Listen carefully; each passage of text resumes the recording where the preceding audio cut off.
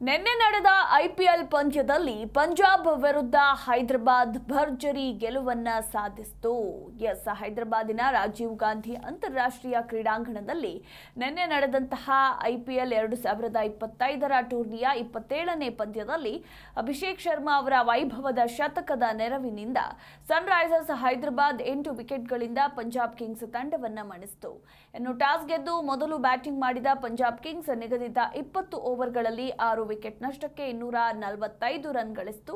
ಇನ್ನು ಆರಂಭಿಕ ಆಟಗಾರ ಪ್ರಿಯಾಂಶ್ ಆರ್ಯ 36, ಪ್ರಭಾ ಸಿಮ್ರನ್ ಸಿಂಗ್ 42, ನಾಯಕ Shreyas Iyer 82, Nehal ವಾಧೇರಾ 27, Glenn Maxwell 34 run ಗಳಿಸುವ ಮೂಲಕ ಸನ್ರೈಸರ್ಸ್ ಗೆಲ್ಲಲು 246 ರನ್ಗಳ ಸವಾಲಿನ ಗುರಿಯನ್ನ ನೀಡಿತು.